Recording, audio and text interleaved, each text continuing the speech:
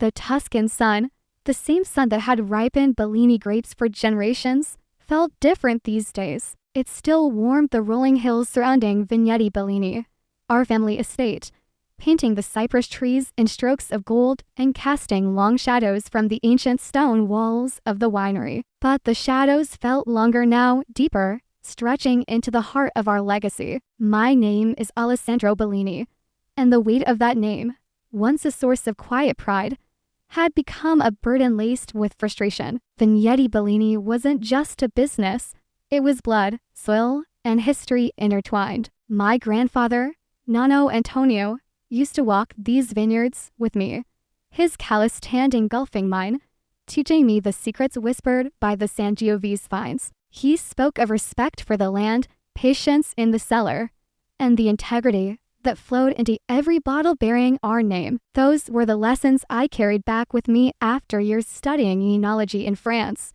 eager to blend tradition with innovation, to ensure our wines continued to speak of this place, this terroir, with honesty and elegance. My father, Lorenzo Bellini, embodied the tradition part, perhaps too fiercely. A man carved from the same stubborn rock as the Tuscan hills, he revered the past. His office, overlooking the main courtyard, was a shrine to generations of Bellinis, dusty portraits staring down with unyielding gazes. He saw continuity as paramount, and in his eyes, that continuity flowed directly, unquestioningly, to my older brother, Marco. Marco, even the name tasted like sour grapes on my tongue sometimes. He was the firstborn, the heir apparent in father's rigid worldview. It mattered little that Marco's passion lay not in the nuanced language of fermentation or the patient observation of ripening grapes, but in the roar of expensive engines, the clink of champagne glasses in Florentine clubs,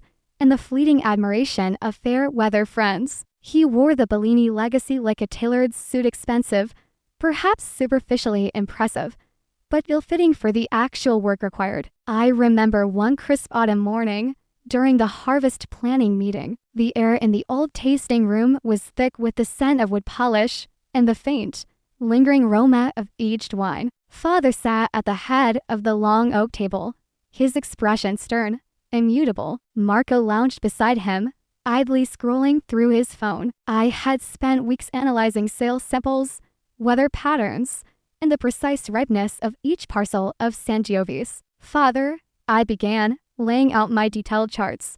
Based on the phenolic ripeness in the Vigner Vecchio plot, I strongly recommend a selective harvest, starting tomorrow morning, only picking the ripest bunches. The cooler nights have preserved acidity beautifully, but delaying further risks overripeness, especially with the predicted warm spell. Father peered at my charts over his reading glasses, his lips pursed. Before he could respond, Marco scoffed, pocketing his phone with a clatter. Selective harvest, Marco drawled, stretching languidly. His voice, always carrying a note of casual dismissal when addressed to me, grated on my nerves. Alessandro, always with the complicated theories. Just send the crews in, get it all done. Faster, cheaper. We need volume this year, Papa told me. Big orders to fill. He winked at Father, a conspiratorial gesture that made my stomach clench. Volume at the expense of quality. Marco, I countered,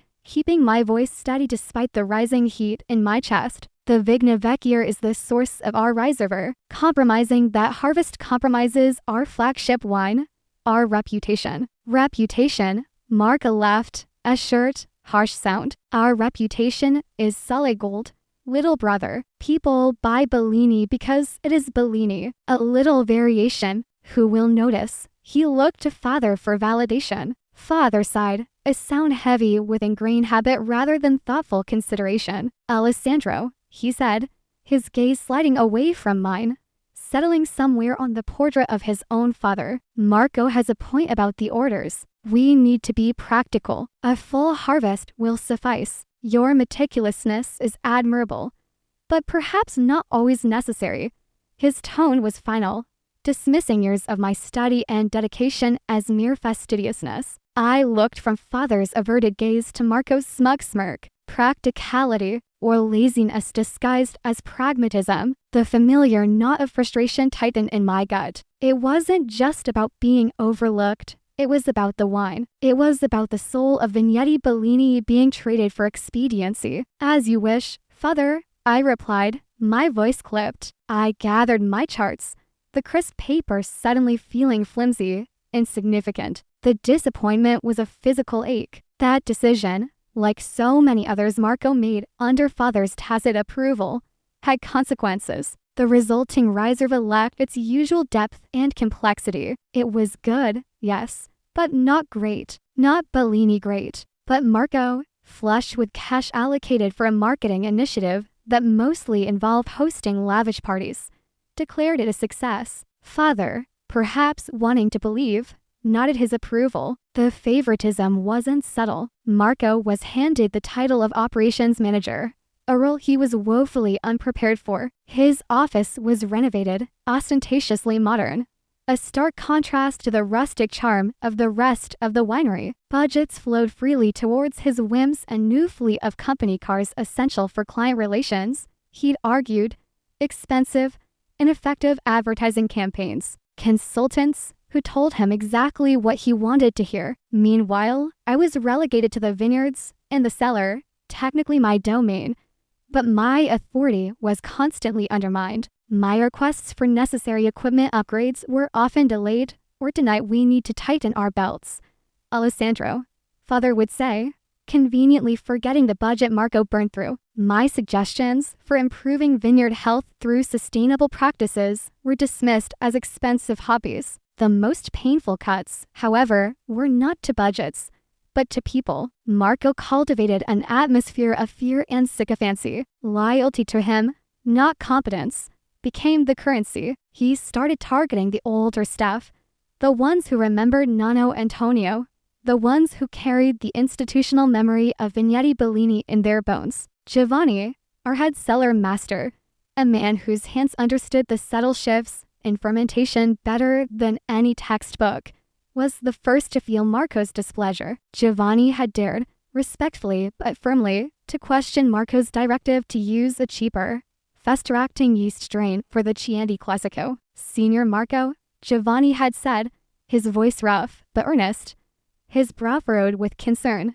This yeast, it works fast, yes, but it strips the wine of its character, its connection to our soul. Your grandfather would never. Marco cut him off sharply. My grandfather isn't running this winery anymore. Giovanni, I am, and I say we use this yeast. It saves time, saves money. His eyes narrowed. Are you questioning my judgment? Giovanni, a proud man who had served our family for 40 years, stood his ground. I am questioning a decision that harms the wine, Signore. A week later, Giovanni was gone. Officially, he retired. And officially, Marco had made his position untenable, piling on impossible tasks, publicly criticizing his work, creating an atmosphere so toxic that Giovanni, heartbroken, chose to leave the place he considered home. His replacement was a young man fresh out of school, whose primary qualification seemed to be his unwavering admiration for Marco. Then came Melina, the meticulous vineyard manager who knew every vine like her own child. She voiced concerns about Marco's plan to increase yields drastically by over-fertilizing, warning of long-term damage to the soil and dilution of grape quality. Elena, darling, Marco had patronized her during a staff meeting, flashing a smile that didn't reach his eyes. Leave the big picture to me. Your job is to make the vines produce more grapes, more wine, more profit. Simple. He leaned back, pleased with his own simplistic logic. Elena's face tightened, her usual warmth replaced by a steely resolve. My job, Senior Marco, is to care for the health of this vineyard, which is the foundation of everything we do. Your plan is short-sighted and harmful. Her defiance sealed her fate. Marco found a pretext, a minor administrative error, and dismissed her abruptly. He replaced her with someone whose main skill seemed to be nodding agreeably whenever Marco spoke. Watching these loyal, knowledgeable people being cast aside felt like watching parts of the winery itself being ripped out. They weren't just employees, they were guardians of our quality. keepers of our tradition. Their dismissal wasn't just unjust, it was strategically stupid, eroding the very foundation of Vigneti Bellini's strength. Father, when I tried to intervene, would wave a dismissive hand. Marco needs his own team, Alessandro, people loyal to him. Change is sometimes necessary. He refused to see the calculated cruelty, the dismantling of expertise, or perhaps he saw it, but the blinding love for his firstborn, his designated heir, eclipsed everything else. He clung to the illusion of Marco's competence, the illusion of a smooth transition, even as the ground crumbled beneath our feet. The sun still set beautifully over the vineyards, painting the sky in hues of orange and purple. But as I walked the rows in the evenings, the scent of the earth mingling with the cool air, a chill deeper than the night air settled in my soul. The legacy Nonno Antonio had entrusted to us felt fragile, vulnerable, threatened not by frost or pestilence, but by the rot spreading from within our own family. And I, the younger son, the overlooked one, could only watch, my heart heavy with a sense of foreboding. The tension wasn't just in the harvest meetings anymore.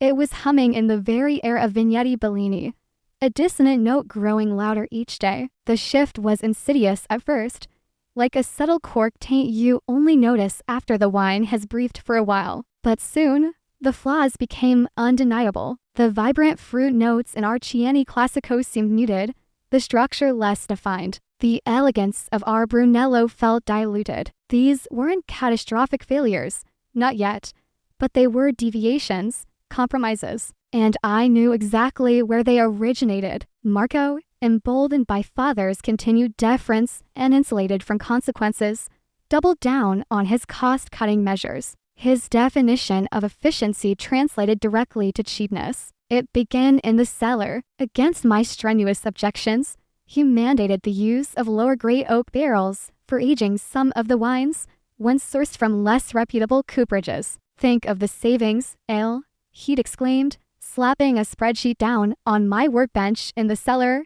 the sound echoing in the cool, damp air. His enthusiasm felt forced, brittle. These barrels are half the price. A little clever blending, nobody will know the difference. Marco, the oak is the difference, I argued, trying to keep the exasperation from my voice. I picked up a stave from one of our traditional French oak barrels, running my hand over the fine grain, the slow oxygen exchange, the subtle tannins, the spice notes they integrate. They elevate the wine. These cheaper barrels, I gestured towards the new rivals stacked haphazardly in the corner. They impart harsh, raw flavors. It's like putting cheap paint on a masterpiece. Artistry doesn't pay the bills, Marco retorted, snatching the spreadsheet back. His eyes flickered with annoyance. Profit does. And my projections show a significant increase in margin with this move. He straightened his already immaculate tie. Just make it work, Alessandro. That's your job, isn't it? The technical stuff. He walked away, leaving me standing amidst the scent of damp stone and the faint, ominous smell of inferior wood. Making it work meant endless hours in the blending room, trying to mask the flaws, to coax some semblance of Bellini character out of compromised components. It felt like a betrayal to the grapes, to the land, to the legacy. Then came the suppliers. We had long-standing relationships with small, local grape growers, families who cultivated tiny, exceptional plots of land, their fruit adding unique nuances to our blends. Marco saw them not as partners, but as vulnerabilities. He began squeezing them relentlessly on prices. I overheard one such negotiation, or rather, dictate. Old Signor Rossi, whose family had supplied us with exquisite Colorino grapes for 50 years, stood before Marco's imposing modern desk, his hat clutched in his weathered hands. Signor Marco,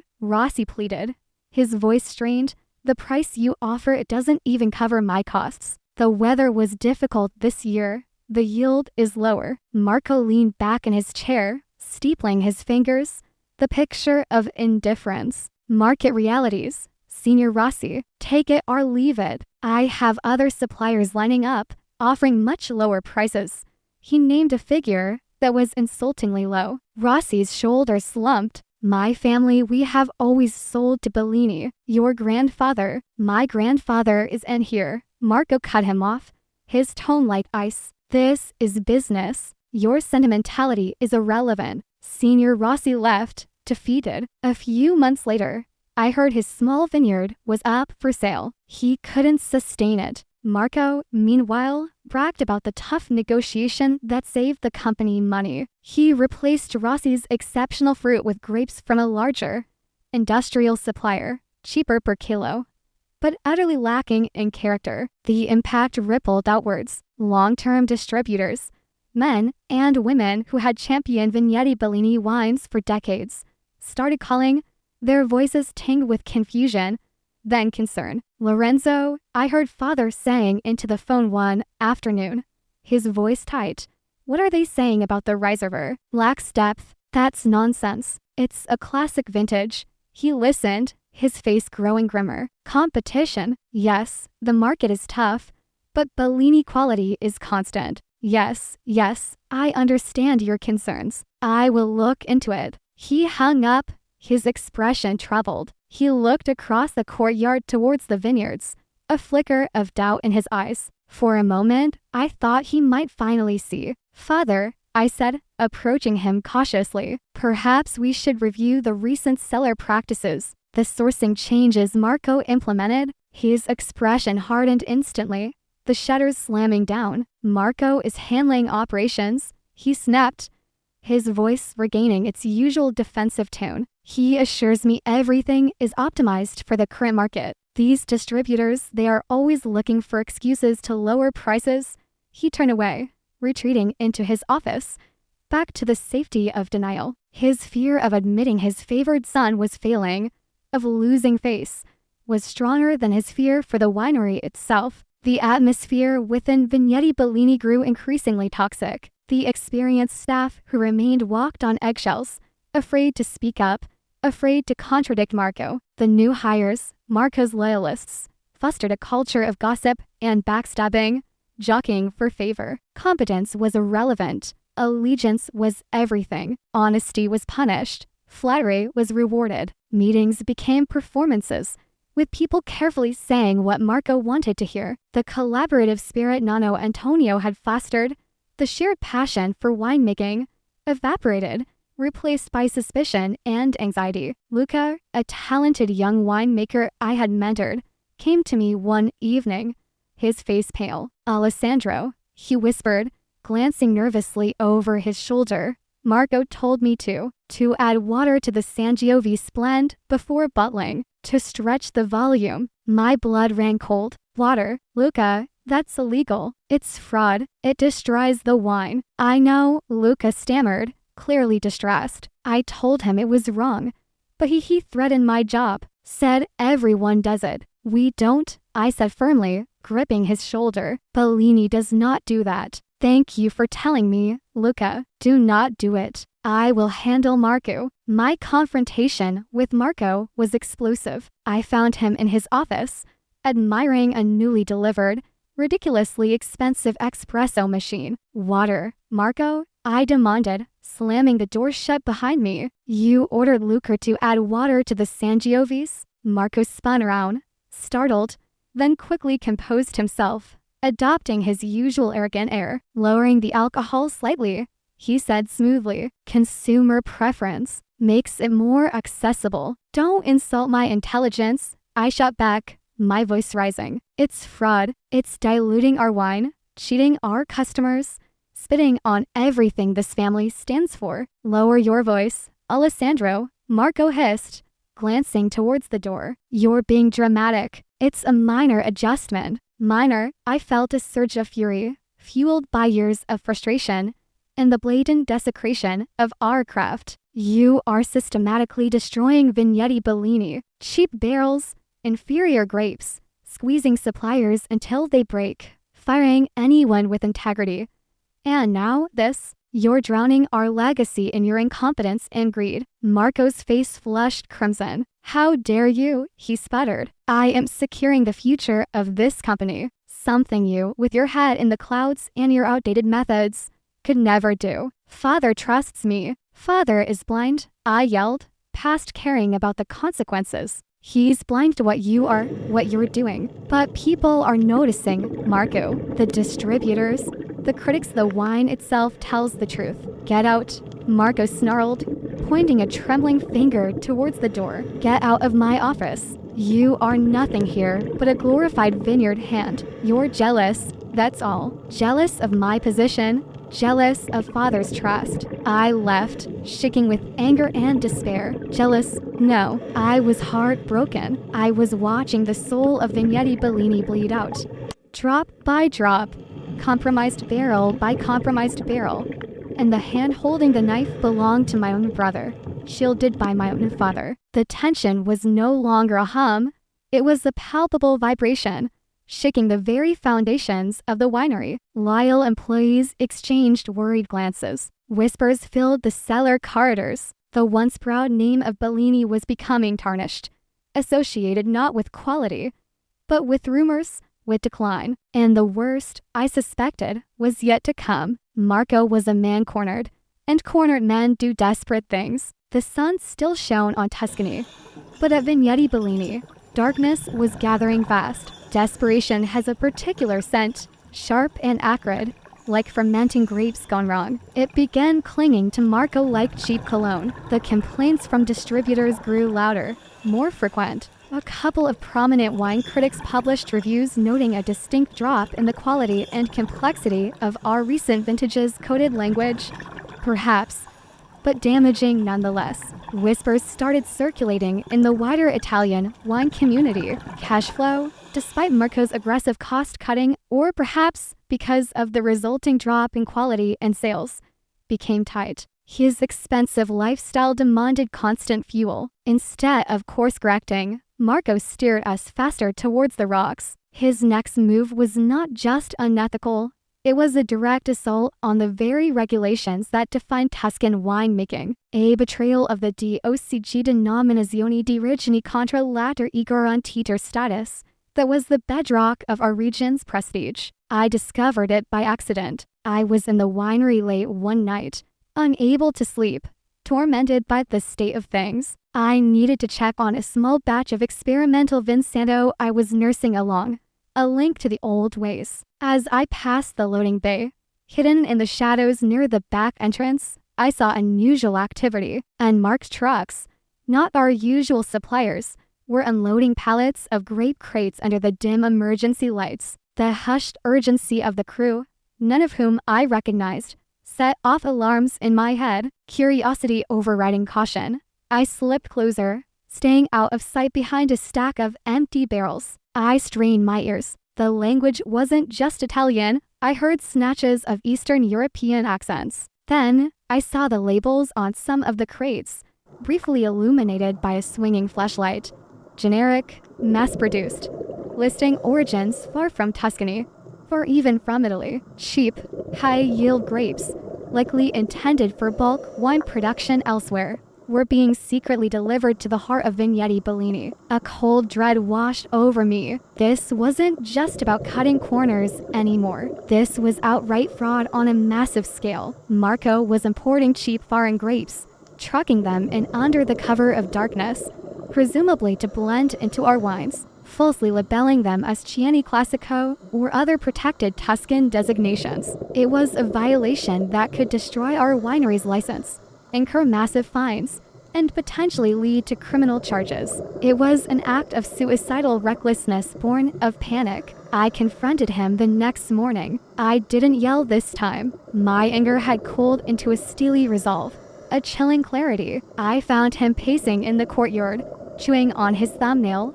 a rare sign of visible anxiety. The trucks last night. Marco, I said quietly, stopping in front of him. He jumped, startled. What trucks? I don't know what you're talking about.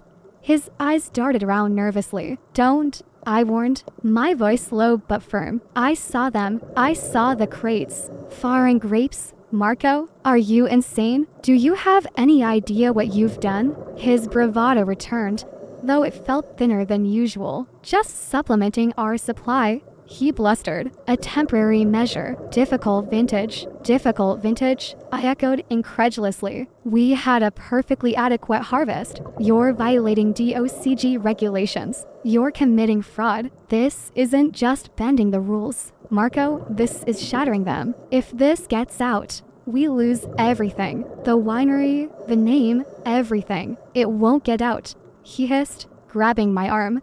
His grip surprisingly strong. His eyes were wide with a mixture of fear and defiance. Nobody needs to know. You wouldn't dare say anything, Alessandro. You wouldn't destroy our family. Our family? I pulled my arm away, disgusted. You're the one destroying it. You're gambling with our entire history, our legacy, Nano's legacy, just to cover your tracks, to fund your pathetic lifestyle. It's more than that, he insisted, his voice cracking slightly. It's about survival. Father expects results. He trailed off, looking suddenly vulnerable, almost lost. But the moment passed, replaced by his habitual arrogance. You wouldn't understand. You've always been jealous. Now, stay out of it. This is my responsibility. It's my responsibility too, I said, the weight of generations settling on my shoulders. This winery is my life, whether Father acknowledges it or not. And I won't stand by and watch you burn it to the ground. I went straight to Father. This time, I wouldn't be brushed aside. I found him in his office,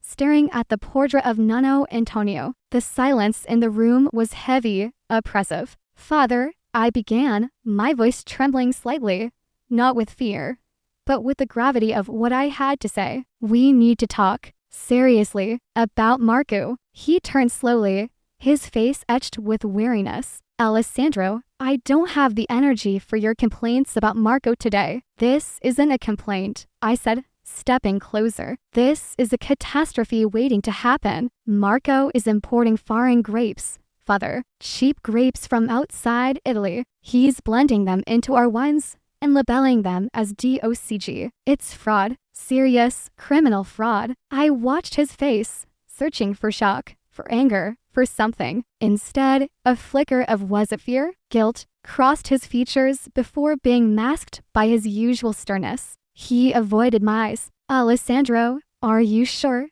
He asked, his voice lacking conviction. Marco explained there were some supply chain issues, temporary adjustments. My heart sank. He knew, or at least, he suspected. He had allowed himself to be willfully blind, to accept Marco's flimsy excuses because the truth was too painful, too damaging to his carefully constructed image of his heir. Temporary adjustments, I cried out. The last vestiges of my restraint shattering. Father, look at me. This is destroying us. Our reputation is already suffering. People are talking. Distributors are questioning. This isn't an adjustment. It's a lie. A crime. How can you sit here and pretend not to see it? He flinched, finally meeting my gaze. His eyes were filled with a profound sadness, a deep-seated conflict. What would you have me do, Alessandro? He asked, his voice barely a whisper. Expose my own son, ruin the family name, bring shame upon us all. Vigneti Bellini has survived wars, plagues, economic crises. We keep our problems within these walls. There won't be any walls left if Marco continues, I pleaded. This isn't just a problem, it's a time bomb. It will explode, Father, and it will take everything with it. Your pride, your fear of shame, is it worth more than the truth? Worth more than the legacy Nano Antonio built? He slumped back in his chair, looking suddenly old, defeated. Marco, he promised it was under control. He mumbled, more to himself than to me. He said he just needed a little more time to turn things around. He was choosing willful ignorance. He was choosing Marco. Even now, over the survival of Vigneti Bellini, the betrayal felt absolute, cutting deeper than any previous slight. I saw then that I couldn't save the winery through him. Father was trapped in his own web of denial and misguided loyalty. Leaving his office, I felt a profound sense of isolation. The winery, once my sanctuary, felt alien, corrupted. The familiar sense of fermenting wine and old wood were tainted by deceit. The few remaining loyal staff members looked at me with pitying eyes. They knew or suspected, but were powerless, silenced by fear. Luca, the young winemaker I'd tried to protect, avoided my gaze, likely forced into compromises I couldn't bear to imagine. More good people quietly resigned, unable to stomach the direction things were heading. Their departures felt like small deaths, chipping away at the soul of the place. I walked out into the vineyards, the setting sun casting long, skeletal shadows from the vines. The land itself seemed to sigh, weary of the human drama playing out upon it. I felt utterly helpless, trapped between my love for this place and my inability to stop its destruction. My warnings were ignored, my expertise dismissed. Marco was untouchable, protected by father's blindness. But as I stood there, amidst the ancient vines, a different feeling began to stir beneath the despair, a slow-burning anger, a refusal to simply let Marco drag our heritage into the mud. If I couldn't stop him from within, perhaps the truth would have to come from the outside. The thought was terrifying, a betrayal of family loyalty in its own way. But what loyalty did out to those who were actively destroying everything our family stood for? I didn't know it then, but others felt the same way. Others who had been wronged, dismissed, silenced. People like Giovanni, like Elena, like the dozens of loyal workers Marco had cast aside. Their resentment, their sense of injustice, had been simmering. And somewhere, in the quiet towns surrounding our sun-drenched hills, evidence was being gathered. Receipts, emails, whispered conversations secretly recorded. The seeds of Marco's downfall were being sown, not by me, but by the very people he had wronged. The reckoning was coming, whether I was ready for it or not. The tension had reached its breaking point. Something had to give. The expose hit like a physical blow. It wasn't a rumor whispered in the trattorias or a veiled comment in a trade journal. It was a front-page investigation in La Repubblica, one of Italy's most respected newspapers. The headline screamed betrayal, the bitter truth of Bellini, fraud, deceit, and legacy lost a historic Tuscan winery. I was having my morning espresso at the small bar in the nearby village, trying to find a moment's peace away from the oppressive atmosphere at Vineyard Bellini. When I saw it, my hand trembled as I reached for the paper, the familiar Bellini crest starkly pictured beneath the damning words. My heart pounded against my ribs as I read, each sentence confirming my worst fears, detailing Marco's systemic fraud with chilling accuracy. The article laid bare everything: the illegal blending of cheap, imported grapes, the falsified DOCG labels, the doctored accounting books designed to hide losses and siphon funds, the intimidation and unfair dismissal of experienced staff, the squeezing of local suppliers, Marco's extravagant spending funded by deceit. It even hinted at father's complicity, portraying him as willfully blind, a patriarch who valued appearances and his favored son above integrity and the law. Anonymous sources, clearly former employees, perhaps Giovanni, Elena, others I could only guess at, provided damning details, corroborated by leaked documents, invoices for the foreign grapes, internal emails where Marco explicitly instructed staff to cut corners or manipulate records, even whispered recordings of him dismissing quality concerns. The journalist, renowned for his meticulous investigative work, had woven the threads together into an undeniable tapestry of corruption. It was brutal, comprehensive, and utterly devastating. Sitting there, the half-finished espresso forgotten, a strange mix of emotions washed over me. There was a sickening lurch in my stomach at seeing our family name dragged through the mud so publicly. There was horror at the sheer scale of the deceit finally laid bare. There was a profound sadness for my father, who would now be forced to confront the reality he had so desperately avoided. But underneath it all, there was also a grim, undeniable sense of vindication. The truth, suppressed for so long, was finally out. The poison had been lanced. Returning to Vineyard Bellini was like walking into the aftermath of an earthquake. Phones rang incessantly, distributors canceling orders, journalists demanding statements, industry bodies launching inquiries. The remaining staff huddled in anxious groups, whispering, casting fearful glances towards Marco's and father's offices. The air crackled with panic and uncertainty. Marco was cornered, trapped. I found him not in his office, but hiding in the oldest part of the cellar, surrounded by casks of wine he had likely already adulterated. The arrogance was gone, replaced by raw panic. His face was pale, slick with sweat, his expensive suit rumpled. He looked small, pathetic. "They know everything, Elle," he stammered, his voice barely audible over the frantic thumping of his own heart,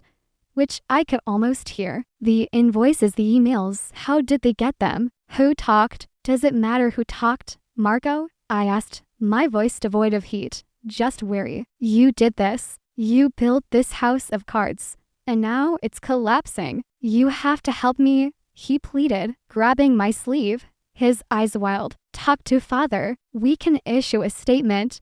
Deny it. Say it was rogue employees. We can fix this." I pulled my arm away. "There's no fixing this with more lies, Marco. It's over. The authorities are already involved."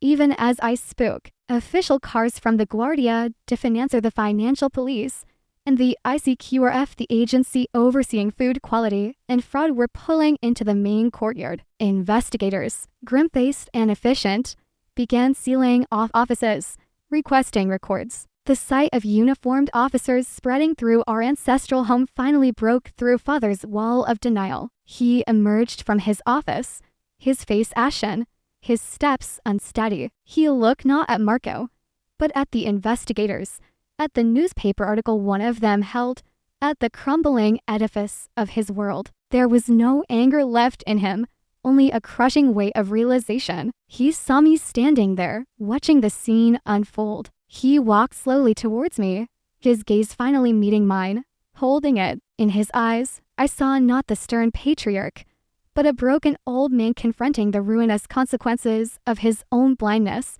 his own favoritism. "Alessandro," he began, his voice thick with orange tears. I should have listened. He didn't need to say more. The admission, wrung from him by catastrophe, hung heavy in the air between us. Marco was escorted away for questioning. He didn't struggle, didn't protest. He seemed numb, defeated. Watching him go, I felt no triumph, only a deep, hollow ache. He was my brother, after all, warped by entitlement and weakness, but still my brother. His downfall was a tragedy, albeit one entirely of his own making, facilitated by father's misguided protection. The days that followed were a blur of legal proceedings, media scrutiny, and damage control. Marco was formally charged with multiple counts of commercial fraud, tax evasion, and violations of labor laws. His assets were frozen. His name, once synonymous with privilege within our small world, became a byword for disgrace. He lost everything: his position, his freedom pending trial, his reputation. Father, facing immense pressure from the authorities, the industry, and the court of public opinion, finally did what he should have done long ago. He issued a public statement. It wasn't eloquent, but it was raw, honest. He took responsibility for his lack of oversight, admitted his failure to act on warnings, and expressed profound regret for the damage caused to the Bellini name, its employees, its partners, and its customers. He publicly apologized to Giovanni, Elena, and the others who had been unfairly treated. He formally stepped down from any active role in the winery. It was a painful, humiliating process for him. Watching him forced into humility was almost as painful as enduring his previous blindness. The proud Lorenzo Bellini, guardian of tradition, had to acknowledge that his adherence to the wrong kind of tradition, blind primogeniture, had nearly destroyed the very legacy he sought to protect. The collapse wasn't just Marco's, it was his own, too. It was a brutal, necessary awakening. The storm had broken, washing away the lies, but leaving behind a field of wreckage. And now, someone had to start picking up the pieces. The silence that descended upon Vinetti Bellini after the storm was profound. It wasn't peaceful, but heavy, laden with the ghosts of deceit and the uncertainty of the future. The investigators came and went. The media frenzy slowly subsided, leaving us the shell-shocked remnants of the workforce and me amidst the wreckage. Marco was entangled in legal battles that would consume him for years. Father retreated into a quiet, self-imposed exile within the family villa, physically present but emotionally distant, grappling with his shame and regret. The weight of Vigneti Bellini, its tarnished name and uncertain future, settled squarely on my shoulders. It wasn't a position I had sought through ambition, but one thrust upon me by default, by necessity. There was no one else. For a moment, the sheer scale of the task felt overwhelming. Rebuilding trust, restoring quality, healing the wounds within the company and the community. Could one person, the overlooked son, possibly salvage this? But then, I looked around. I saw the faces of the few remaining loyal staff, the cellar hands who hadn't succumbed to Marco's toxic culture, the office administrators who had quietly endured, the vineyard workers who still tended the vines with care, even when their leadership had failed them. I saw their tentative hope, their desperate wish for Bellini to mean something good again. And I saw the vineyards themselves, stretching out under the Tuscan sun, resilient, waiting. The land endured. The passion for making honest wine, buried deep beneath the recent trauma, still flickered within me. My first act was transparency. I opened the books, the real ones, to the remaining employees, to our banks, and eventually, to our key partners who were willing to give us a second chance. I laid bare the extent of Marco's mismanagement and fraud, but also outlined a clear, honest plan for recovery. There would be no more secrets, no more hidden agendas. Next, quality. I immediately halted any lingering practices Marco had implemented. The cheap barrels were disposed of. Contracts with subpar suppliers were terminated. We returned to selective harvesting, focusing entirely on the health of the grapes and the honest expression of our terroir. I spent countless hours in the cellar, tasting, blending, making meticulous notes, ensuring that every bottle that would eventually bear the Bellini name again would meet the standards Nonno Antonio had instilled, the standards I had always believed in. It meant smaller production volumes initially, leaner profits, but it was non-negotiable. The integrity of the wine had to be paramount. Then came the people. I reached out personally to Giovanni and Elena. It wasn't easy. They were hurt, disillusioned. I met Giovanni at his small cottage, apologizing not just on behalf of the family, but personally for not being able to protect him sooner. Giovanni, I said, sitting at his simple kitchen table, Vigneti Bellini needs you. I need you. Your knowledge, your integrity, they are irreplaceable. He looked at me,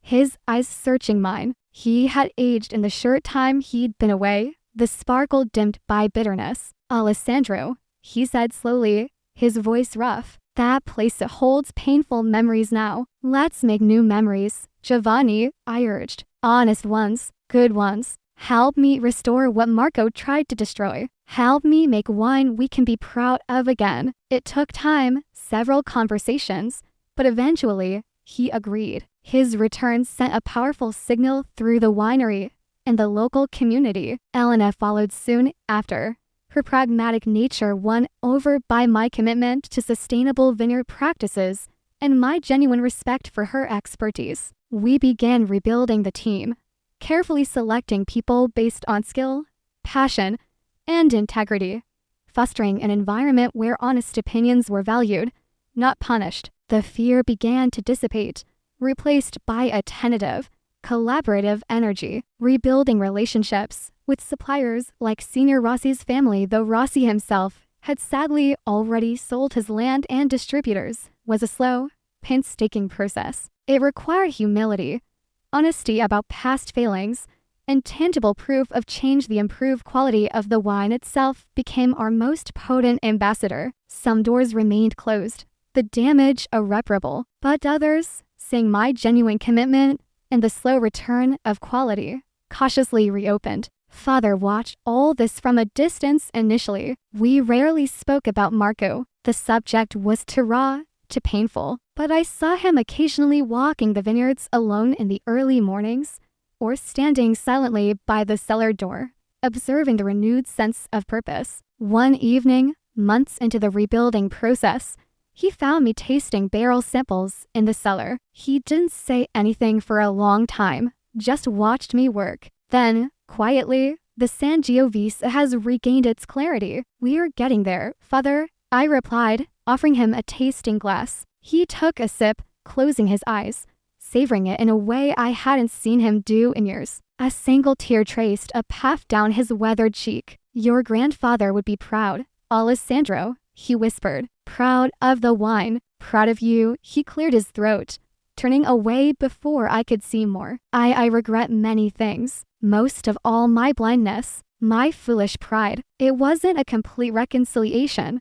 Perhaps that was impossible after so much damage. The scars remained, but it was a beginning. In his final years, father became a quiet supporter, offering advice only when asked, respecting my decisions, finding a measure of peace in seeing the winery, his life's work, slowly recovering under the stewardship of the son he had once overlooked. Vigneti Bellini survived. We didn't recapture the glory days overnight, and perhaps we never would entirely. The stain on our name took years to fade, but we rebuilt, slowly, honestly, focusing on the truths Nonno Antonio had taught me.